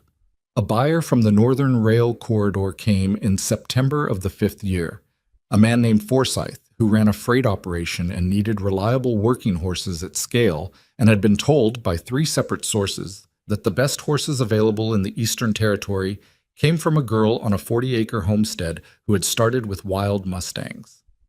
He arrived expecting to find some kind of charming local oddity and found instead a young woman who walked him through 12 horses in 2 hours and explained the working qualities of each one with the precision of someone who had thought carefully about what a freight operation needed and selected accordingly. He bought 4 horses. He came back in the spring and bought 4 more. He told people in the Northern Corridor about it, and those people told people, and the name traveled. What Forsyth could not fully articulate to the people he told, though he tried several times in the rough vocabulary available to a practical freight operator, was the quality of what he'd observed in Lydia Hale beyond the horses themselves. It was something in the combination of the technical knowledge and the unhurried certainty and the complete absence of performance in the way she presented what she knew. She didn't sell him the horses. She showed him the horses and let him see what was true about them and trusted that what was true was sufficient. That quality, the willingness to simply be accurate and let the accuracy do the work, was rarer than it should have been, and Forsyth, who had spent 20 years buying things from people who oversold them, recognized it immediately and said so. Tessa heard this account third hand and told Rhett about it one evening by the fire. He listened without comment for a while. Then he said, "She's always been that way." "I know." Tessa was quiet for a moment. "But the world is starting to know it too, and that's different." "Is it good?" he said. "All the attention." Tessa considered this honestly. Some of it. Some of it she'll have to manage." She looked at the fire. "She'll manage it the same way she manages everything, on her own terms." He nodded. He believed that. That autumn, a boy of about 10 arrived at the ranch gate on a Thursday morning, alone, on a horse that was too large for him and looked like it had been going for some time. He had a split lip that was a day or 2 old, and a bundle of belongings that wasn't much, a change of clothes and a blanket, and a tin cup and a book with a broken spine. He sat on the horse at the gate and looked at the ranch with the specific expression of a child who has arrived somewhere after a long decision and is not certain of the reception. Rhett was working near the fence and saw him first. He walked to the gate and looked up at the boy. The boy looked back at him with eyes that had the same quality Tessa's had at the auction. The cataloging wariness of someone assessing whether the person in front of them was one of the kinds of trouble or another. "You lost," Rhett said. "No," the boy said. "I heard there's a woman here who works with horses." "There is. She's 15, and she teaches some." The boy looked past Rhett toward the pasture. "I can work," he said. "I'm good at it. I don't need much." Rhett looked at him for a long moment. The split lip, the too large horse, the bundle that wasn't much. He had seen the shape of this story before, in a different context, and he understood what it meant when someone arrived at a place with those particular elements. "Come inside," he said. "There's food." The boy's name was Dylan. He stayed 2 weeks and then 3, and then it became apparent that he was simply staying, the way these things sometimes become apparent without a formal declaration from anyone. Tessa negotiated the practical terms with the same clear-eyed directness she applied to everything: his work, his meals, his sleeping arrangement in the repaired annex room, and Lydia took him into her teaching rotation without ceremony. He turned out to have a natural instinct with horses that was not Lydia's level, but was genuinely good, the kind of goodness that responds to proper instruction rather than the kind that has to be constructed from nothing. Lydia told him this in the same direct way she told him everything, which was, "You're better than most people who start, but you're impatient with them, and they know it. They'll trust you less for it." Dylan thought about this. "How do you stop being impatient?" "I'm not sure you stop," Lydia said. "I think you just get slower at showing it, and then slower at feeling it." She looked at the horse he'd been working. "Go again. Start from the beginning." He went again. He started from the beginning. Dylan was not the lass, Over the years that followed, and this account must carry forward beyond the tight frame of a single story, because some things only become visible at distance, the ranch on the 40 eastern acres developed a quality that was not planned and could not have been engineered. It became the kind of place that people in difficult circumstances somehow heard about, through the informal and powerful channel of word passed between people who needed to know such things. Families in trouble, children without arrangements, women whose circumstances had collapsed, people at the beginning of the decision that takes you somewhere you haven't been, looking for evidence that the somewhere exists. Not all of them stayed. Most came through, took what they needed, a seasoned stability, a practical skill. The simple experience of being treated as someone whose situation could be improved, and moved forward into their own versions of things. Some stayed longer. A few stayed a great while. The ranch grew to accommodate this, imperfectly and incrementally, one addition at a time, a second annex, a proper barn in the 6th year, built with help from 12 neighboring families over a weekend in May, a workshop that Tessa designed for preserving and processing food, which became its own small enterprise and trained more people in more seasons than anyone initially expected. It was not a utopia. It had the friction and the personality conflicts, and the resource arguments, and the occasional complete failures that any real human enterprise has. Things went wrong regularly, and were fixed imperfectly, and went wrong again. Rhett remained difficult in the specific ways he had always been difficult. Tessa continued to take on more than she should, and to acknowledge this only when pushed. Lydia remained so genuinely unconcerned with other people's opinions of her methods that it occasionally created problems with the people whose cooperation she needed. None of them became different people. They became more fully themselves, which is what happens when you stay somewhere long enough and work hard enough, and the place becomes real. What changed was what surrounded them. The name Mercer Hale, which had been a punchline at an auction on a mud-gray morning in Coldwater Crossing, became something else. Not famous exactly. Fame is a particular and often damaging thing, and this was different from that. It became known in the specific and durable way that a thing becomes known when many people have had a direct experience of it and found it to be what it said it was. The horses were what said it first and most loudly, because horses are honest testimony. When a Mercer Hale horse worked for a freight company or a homestead or a ranch operation and worked well and reliably, that was information. That information traveled. But it was the other thing, the quality of the place itself, what it did for the people who came through it, that lasted longest in the account of it that people carried. Rhett thought about this over the years in the particular way he thought about things, not continuously, but returning to it at intervals, turning it in his mind during the early mornings when he was first up, and moving through the ranch before anyone else was awake. He had not intended to build something. He had intended, on the morning of that auction, simply to prevent a specific outcome.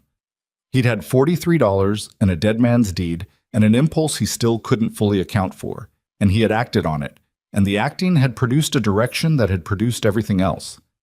He didn't think that made him a particularly admirable person.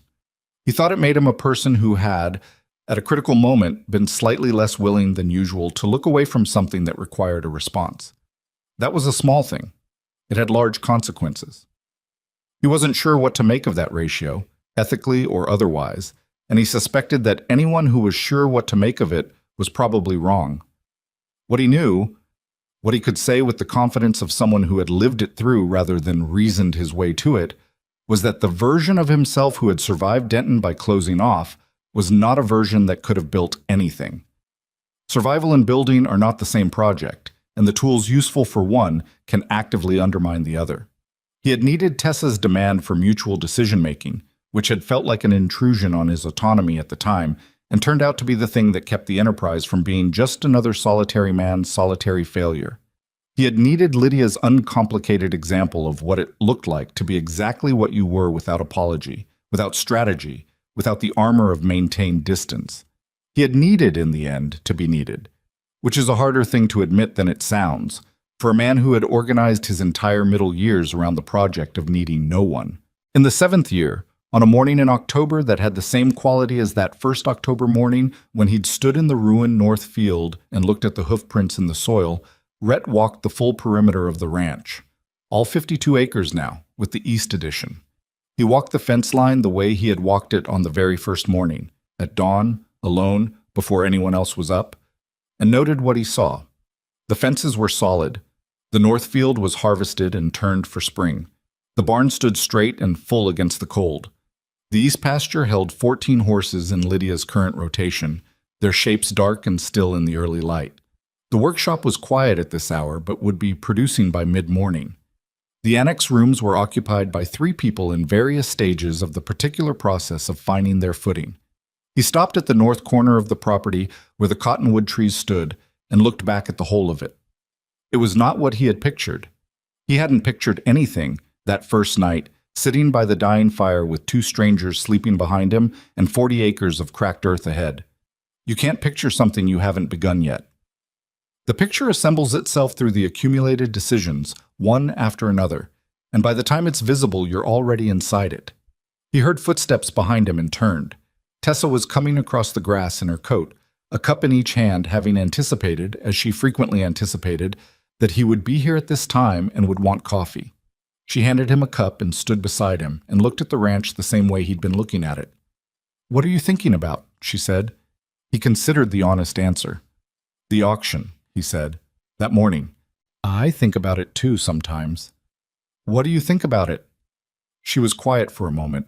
The cottonwood leaves moved in the early wind, the same sound they'd made on that first night, long, slow, like something settling. "I think about what would have happened if you hadn't bid," she said. "If Harlan had won."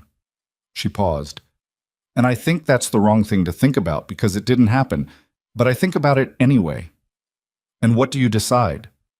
"I decide that I'm glad you were there," she said, "and also that you were an idiot to spend everything you had on strangers." "Both things can be true," he said. "They usually are," she said. They stood there for a while longer, drinking their coffee while the ranch woke around them. The sounds of the horses beginning to move in the east pasture, the first smoke from the workshop flew, the particular quality of light that comes when a cold October morning decides to be clear. When Rhett eventually looked back over the arc of those years, what he kept returning to was not the dramatic moments, not the auction or the blocked road or the fairground or the riders in the dark. Those moments mattered, and they were real, and they had produced real things. But they were not the substance of it. The substance of it was the accumulated ordinary. The mornings in the field, the arguments that resolved and the ones that took longer, the people who came through and the ones who stayed, the horses that moved through Lydia's careful hands, the documents Tessa organized and the questions she asked, and the communities she built between people who hadn't known they were already part of one. The meals, the fireside conversations, the first time Lydia laughed at something Dylan said, and the whole room felt different for it. The look on Amos Cutler's face the first time he saw what the North Field produced. The coffee, on October mornings, handed across the cold air between 2 people who had built something together and knew the cost of it and had decided the cost was worth it. That was the actual thing, unglamorous, impermanent, continuously requiring maintenance, the way all real things are. The legacy of it was not a monument. It was not a name on a building or a plaque on a post or a story told in the way of legends, cleaned up and simplified for people who wanted the version without the difficult middle sections. The legacy of it was in the people who passed through and carried something forward, the young horse trainers Lydia taught, who trained horses of their own, the families who had come through the annex rooms and built stability elsewhere, and extended the same to others when the time came. The ranchers who had learned, at a fairground on a November afternoon, that looking at the whole picture was both possible and necessary. That kind of legacy doesn't announce itself. It just continues. Rhett Mercer was not remembered, in the end, as the cowboy everyone feared. He was remembered as the man at the auction, which is how the story was told in those parts for a long time afterward. Not the full story, which is long and complicated and resistant to simplification, but the image at the center of it. A man with $43 and a dead man's deed who put his hand up in a muddy yard before a laughing crowd.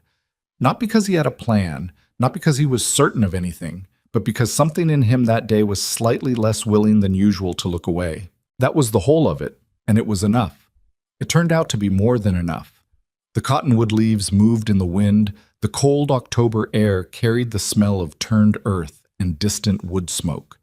And the ranch that had been 40 acres of cracked hardpan and a half-collapsed shack went on being what it had become. Not perfect, not permanent in any final sense, but real and inhabited, and tended by people who had chosen it and each other with open eyes.